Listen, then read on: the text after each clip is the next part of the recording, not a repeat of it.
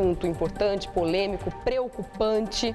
Porque, afinal de contas, acho que se fizer uma soma aí de tudo que foi desviado, tudo que foi roubado, a soma vai ser assustadora, né? São bilhões e bilhões de reais, né, doutor Eduardo? Nós falamos tanto da coroa portuguesa quando veio e se apossou do Brasil, Já virou que na fichinha, verdade levavam todo o ouro, as riquezas, mas eu acho que na verdade os atuais congressistas, né, o governo, ou seja, o governo, os Essa últimos máquina governos... corrupta que está instalada aí. Exatamente, acho que já levou muito mais dinheiro do que toda a coroa portuguesa, né?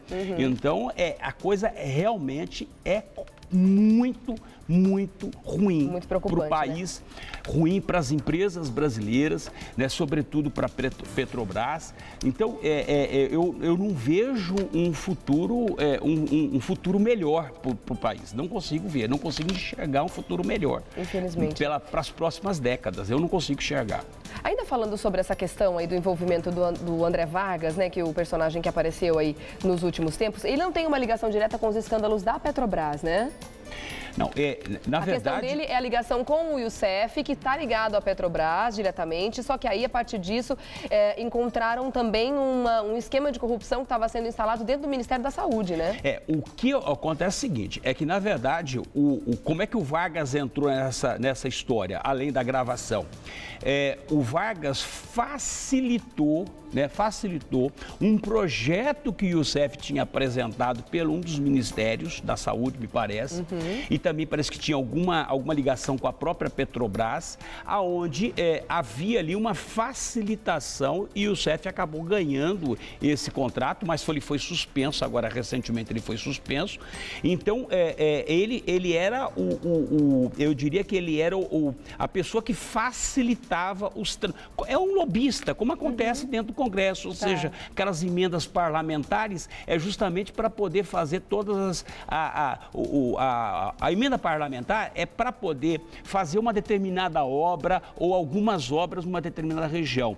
O que acontece é o seguinte, que parte desse dinheiro se desvia, né? Ou seja, não chega todo o dinheiro. Então, me parece, ou seja, tudo indica que a ligação do Vargas com o Youssef, com o doleiro Youssef, além deles serem da mesma cidade, da mesma região, havia aí um instrumento facilitador que se chamava deputado Vargas. Né? Então, essa é a ligação. Agora, nós não sabemos, por quê? Porque, na verdade, até então, a Polícia Federal fez uma investigação dentro de um plano. Se você, de repente, vai se aprofundar, o Vargas pode aparecer em algum momento aqui nessa ligação. E está aparecendo também na questão da indústria farmacêutica, que ele estava tentando não, ele acabou fazendo uma empresa de fachada, né, junto com o Youssef, para conseguir desviar recursos do Ministério da Saúde, junto com uma gigante farmacêutica também, né?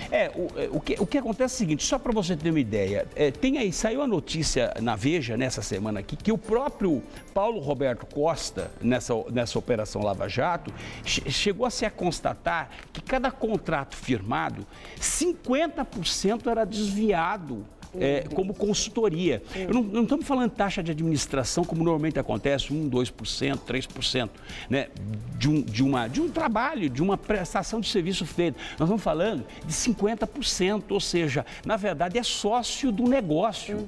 Então, o que acontece? Todos eles passam a ser sócio do governo, passam a ser sócio do Estado. Então, você imagina a quantidade de sócios que a Petrobras tem. Porque cada um que faz... mensalidades sistemáticas, né, de empresas, 100 mil reais de uma, 100 mil reais de outra, 125 de outra. Já se constatou que o Vargas, tanto a eleição de 2006 como a eleição de 2010, já se constatou notas falsas, ou seja, doações que não correspondem porque as pessoas não confirmaram as doações. Então, você já começa a perceber que existe o dinheiro chegou. Agora, você tem que dar a origem do dinheiro e não consegue se dar a origem do dinheiro. E aí pega o quê? Né? Pega a pessoa física, aí você vai lá perguntar à pessoa, você doou? Não, eu não doei. E é o que está acontecendo com o Vargas, ou seja, a investigação que está sendo feita em cima dele, já chegou à constatação que 200 pessoas físicas já declararam que não doaram nada. nada, nenhum dinheiro. Ou seja, e como é que esse dinheiro chegou? Isso, na verdade, que chama lavanderia. Se você lava o dinheiro, né, utilizando o nome de laranjas, de pessoas. O inexplicável, né? É óbvio, vai saber se o nosso nome também não está nessa história. Porque eles pegam na Receita Federal, eles pegam as listagens na Receita Federal e vai emitindo o recibo, porque é um recibo de doação que você não tem conhecimento. Então, e você não tem como saber se o seu nome está envolvido ou não. Então a pessoa às vezes está assistindo em casa, mas não sabe o nome dela, aparece como doadora de uma campanha política que nunca nem teve nenhum envolvimento, nada, absolutamente nada. Então pessoas são envolvidas em determinadas situações sem saber de absolutamente nada. Né? Assim como a Petrobras também é envolvida num escândalo como esse, mas a Petrobras é uma pessoa jurídica, ela é lá, ela está paradinha. Ou seja, são os dirigentes que efetivamente fazem as investidas contra e se utilizam do prestígio da Petrobras, se utilizam do serviço que a Petrobras faz e faz o desvio de dinheiro. Como eu disse para vocês, são sócios, verdadeiros sócios da Petrobras. O Youssef, tem um outro doleiro. Só para você ter uma ideia, o Youssef já foi investigado em 2005 com o Banestado, né, também por desvio e lavagem, remessa de dinheiro naquela conta CC5, então já tinha, em 2005, nós estamos falando há 9 anos atrás. Então, para você perceber que bandido, quando é bandido, não adianta. Ele tem recuperação. Minha avó sempre dizia o seguinte: pau que nasce torto, nem a cinza endireita. Então, esse pessoal não adianta, porque eles não vão endireitar. São verdadeiros bandidos, marginais, eles acabam com o patrimônio, eles matam em cadeia, desfrutando muito. Os familiares, porque os familiares também, você vê as duas filhas, era uma verdadeira quadrilha dentro de casa, porque o ex-diretor Paulo Roberto Costa, que tinham empresas, né, com as duas filhas, com os 2 genros, ou seja, só dentro da casa dele tinham 5 pessoas envolvidas. E a gente percebe a fragilidade de uma relação como essa, a esposa também, que era sócia. Então, só dentro de casa são 6 pessoas envolvidas numa empresa com a Petrobras, são sócios da Petrobras. Não, e apesar de ser uma família, né, e sendo uma quadrilha muito bem formada, arquitetada para fazer isso tudo, a gente percebe a fragilidade dessas relações no momento da prisão, né? É acusação para todo lado, aí a partir daí não tem mais família, não tem mais Olha só, primeiro havia uma disputa de hierarquia dentro do grupo, entre as 2 filhas, os 2 genros, tanto é que os 2 genros já começaram a brigar, o Paulo, havia uma disputa de posição dentro do grupo. O olho sempre aumentando de tamanho. Do grupo, eu digo, do grupo de criminosos, porque são criminosos, né? Ou seja, do grupo de criminosos. Agora, na verdade, a briga dentro da família é de sobrevivência, ou seja, um empurrando para o outro, né? A função, já não querem mais a hierarquia do poder dentro do grupo, porque, na verdade, o grupo já se desfacelou. Já era. Ou seja, o principal já se encontra preso, né? O principal condutor de tudo isso é o Paulo, que já está preso, né? E que espero que não saia tão cedo, né? O restante da família não está preso? Ainda não. Mas eles também não podem oferecer um risco para a investigação, já que também podem estar destruindo provas? O Ministério Público Federal já tinha pedido, inclusive, a prisão.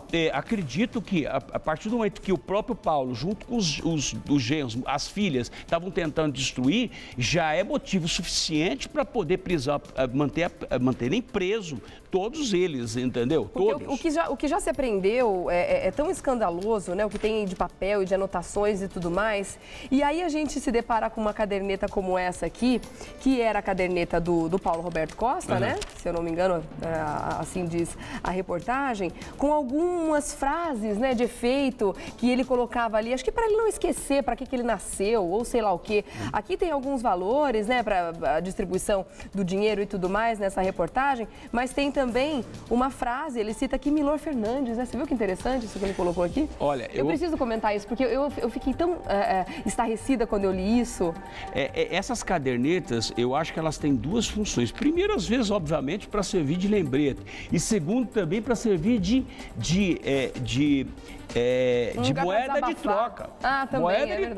Moeda de troca. Tanto é verdade que houve agora uma reunião que foi anunciada pela Polícia Federal, que teve agora recentemente, semana passada, que o grupo todo se reuniu no local e começaram a discutir gente, parlamentares envolvidos, pessoas de grosso calibre, né?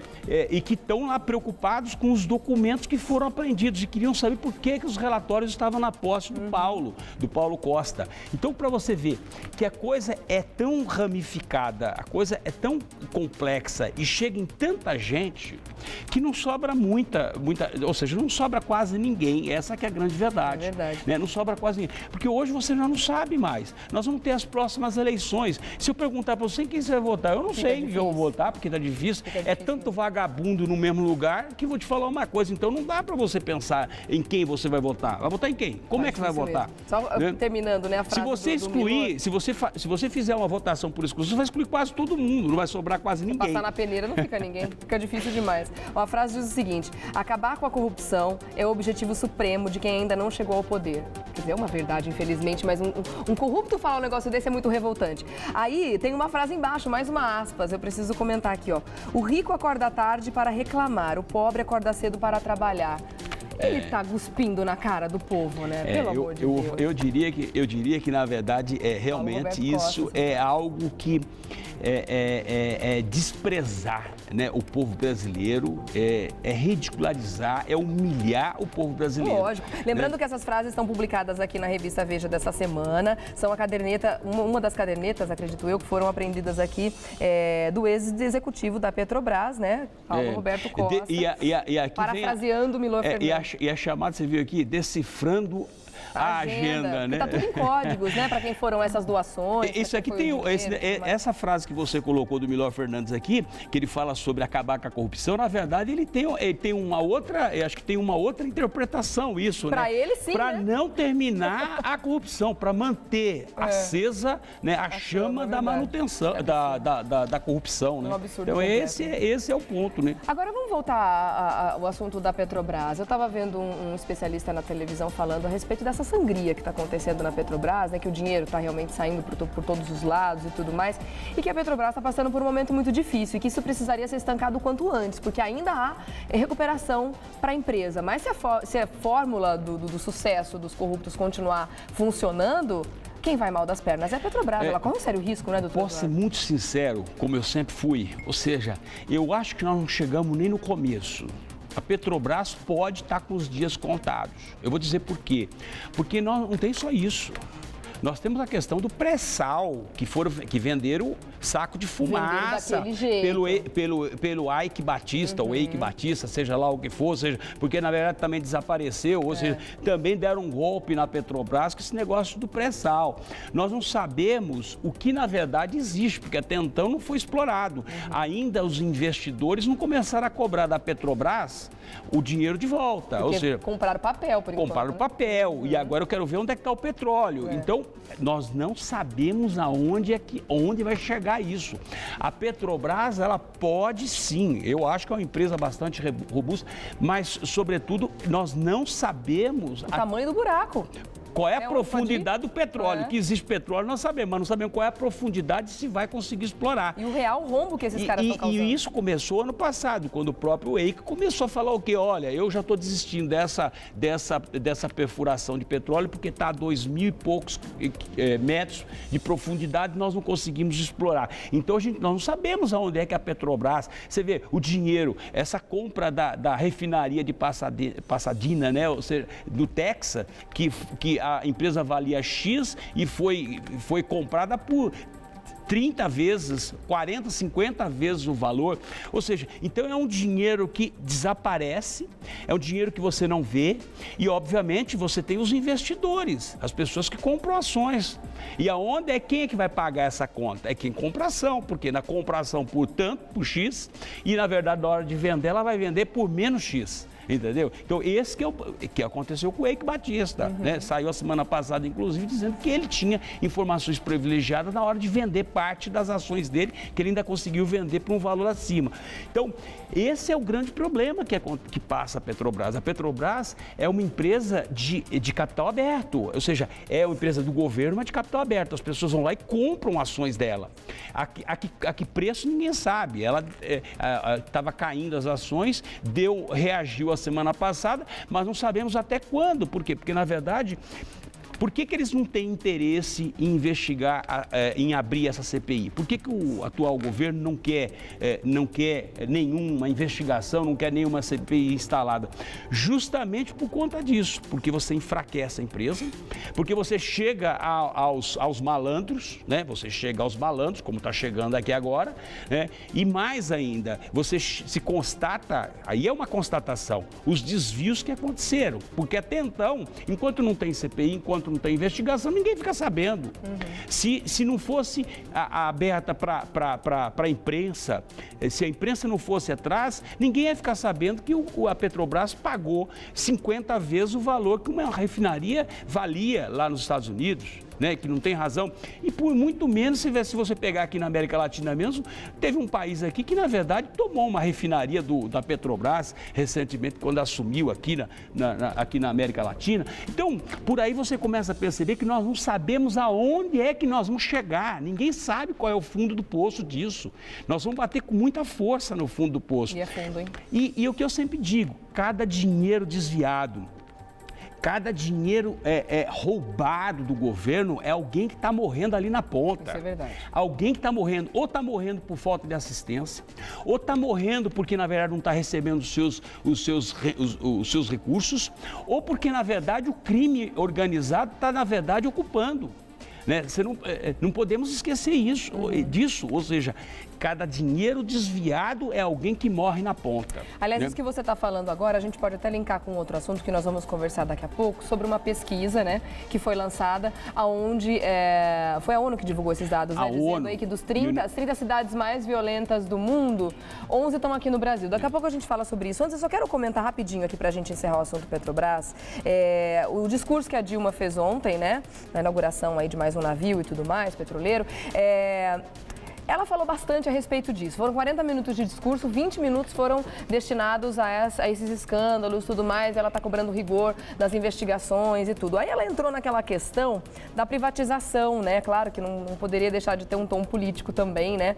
O discurso dela, de que em outras épocas tentou-se privatizar a Petrobras e tudo mais. Como ela fala aqui, ó, de forma sorrateira, prepararam todo o processo em que, se não interrompido, acabaria por conduzi-la fatalmente às mãos privadas. De tão requintado esse processo, chegou a fazer parte até a troca do nome, que seria Petrobrax, sonegando a sílaba que é a nossa identidade, a nossa nacionalidade, Brás de Brasil. Fica essa coisa poética, né? Fica fazendo poesia em cima de um assunto tão sério. Eu confesso que, assim, eu vejo isso de querendo desviar a atenção. Como é que você vê essa questão? Eu tenho até medo quando vê alguma coisa com X, né? Tudo que é X, na verdade, é uma furada. O Paulo também tinha um BX aqui, ó. EBX. Eu tenho até medo quando fala algo. Qual é a questão aí? Primeiro que o presidente Dilma tinha que fazer um discurso para poder defender a Petrobras, mesmo porque é aquele tal negócio, são divisas. Se perder as únicas divisas que tem, obviamente não sobra muita coisa. Mas se privatizar, não fica mais difícil de roubar? Olha, o que acontece é o seguinte, o processo de privatização tem esse objetivo. Quando você privatiza alguma coisa, quando você coloca a iniciativa, sempre dizem isso, que o governo ele tem que administrar uma nação, ele não pode administrar empresas. Tem que administrar pessoas. Obviamente, se tivesse privatizado a Petrobras, primeiro, não estariam vendendo saco de fumaça para os investidores. Segundo, você não tem aí, por exemplo, um sócio como o Paulo, que recebeu 50% de um contrato. Por quê? Porque, obviamente, a empresa privada, ela tem uma fiscalização muito mais intensa, né? Ou seja, as pessoas que estão investidas lá, elas são profissionais, né? E não são indicados politicamente por partidos políticos, porque hoje a indicação é partido político. Quando vai se fatiar todo o governo, quando um governo assume e vai se fatiar esse grande bolo, não se leva em consideração a formação técnica da pessoa. Então você pega alguém que, na verdade, foi eleito. É só trocar de favor. Foi eleito dentro de um processo eleitoral que muitas vezes vai até na rabeira dos outros, ou seja, acaba entrando no Congresso, pega aquela pessoa e coloca ali numa função importante, mas politicamente, tecnicamente, ela não funciona. A privatização, não. A privatização, e mesmo com a privatização, tem que tomar cuidado. Por quê? Porque claro. o Eike Batista, por exemplo, era uma empresa privada assim e veio para tombar assim como os todas as investidores. empresas que fizeram parcerias e contratos com a Petrobras desviando dinheiro, são todas empresas privadas também. Ninguém está aqui defendendo privatização da Petrobras. Eu estou querendo comentar justamente que essa forma singela de colocar como se realmente deixar a Petrobras nas mãos do governo fosse a melhor solução. A gente está vendo que não é. A defesa sempre naquele discurso, ou seja, você pega a Petrobras, se eventualmente privatizar a Petrobras, provavelmente os americanos que vão vir aqui vão tomar e vão, na verdade... eles, na verdade, são capitalistas. Ou seja, não é só os americanos, os europeus, os asiáticos que estão investindo tanto dinheiro. Você vê a China investindo maciçamente, comprando áreas imensas no Brasil. Estão atrás de dinheiro, assim como qualquer corrupto aqui dentro do Brasil. Só que tem uma coisa, o negócio deles, eles têm que dar uma satisfação para os seus acionistas. Né? Por quê? Porque existe todo um processo. Então, a privatização, ela tem esse objetivo, ou seja, diminuir, aumentar, obviamente, o investimento, fazer com que o investidor ganhe dinheiro, sobretudo, né? Ou seja, tirar da mão da máquina do Estado, da máquina pública, né? E fazer, obviamente, aquela empresa gerir mais dinheiro. Então, eu acredito que se a Petrobras tivesse sido privatizada lá atrás, obviamente não teria esses escândalos. E se tivesse os escândalos, certamente seriam escândalos envolvendo a iniciativa privada e não envolvendo o dinheiro público. O grande problema é que envolve dinheiro público. Quem é que financia tudo isso? Quem é que financiou o Eike Batista a fazer o que ele fez? O BNDES, Caixa Econômica Federal, ou seja, dinheiro privado mesmo era pouco que tinha ali. E os investidores, aquele que foi lá, que tinha dinheirinho na poupança, foi lá e acreditou e comprou a ação por R$25, depois tem que vender por 60 centavos, por centavos. Então esse é o grande problema, ou seja... Bom, vamos comentar sobre as consequências dessa corrupção daqui a pouquinho com os dados que a ONU lançou. Eu vou dar um recadinho e volto já, tá bom? Mesmo porque é muito preocupante, né, a gente parar para pensar aí.